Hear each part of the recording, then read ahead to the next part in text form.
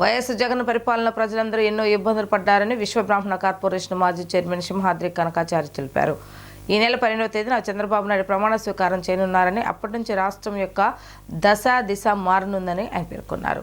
కార్యాలయంలో గన్నవరం నియోజకవర్గ TDP BC cell అధ్యక్షులు, బీసీ సంక్షేమ సంఘం యువజన విభాగం అధ్యక్షులు రంగు విక్రమ్ ఆధ్వర్యంలో విశ్వ బ్రాహ్మణ కార్పొరేషన్ మాజీ చైర్మన్ సింహాద్రి కనకాచారి జన్మదిన వేడుకలు ఘనంగా జరిగాయి.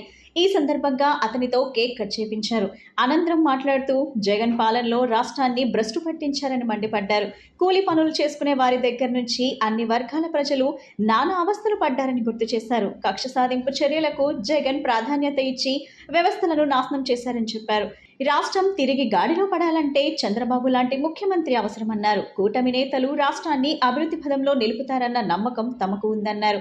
చంద్రబాబు లాంటి అనుభవం గల నేత రాష్ట్ర ప్రజలకు అవసరమని, అతనికి తమ పూర్తి మద్దతు ఉంటుందని చెప్పారు. అనంతరం రంగు విక్రమ్ మాట్లాడుతూ సింహాద్రి కనకాచారి బీసీ సంఘం నేతలందరినీ ఒక తాటిపైకి తెచ్చారని చెప్పారు. కూటమి విజయానికి కృషి చేసిన అతనికి మంచి పదవి దక్కాలని కోరుకుంటున్నట్లు చెప్పారు. రాబోయే రోజుల్లో బీసీల సమస్యల పరిష్కారం కోసం అలుపెరగని పోరాటం చేస్తామని హామీ ఇచ్చారు. ఈ కార్యక్రమంలో ముదునూరు రవీంద్ర, జ్యోతి రామ్మోహన్ రావు, మాధవరావు, నందిగం కోటేశ్వరరావు, భాను, హనుమంతరావు పాల్గొన్నారు. నమస్కారం. 5 సంవత్సరాలు ఆంధ్ర రాష్ట్రంలో నరకాసుని యొక్క పరిపాలన చూసి జనాలు ఎన్నో విధాలుగా నరక యాతనలు అనుభవించారు. ఈ నరకాసురు వధ ఎప్పుడు జరుగుతుందా,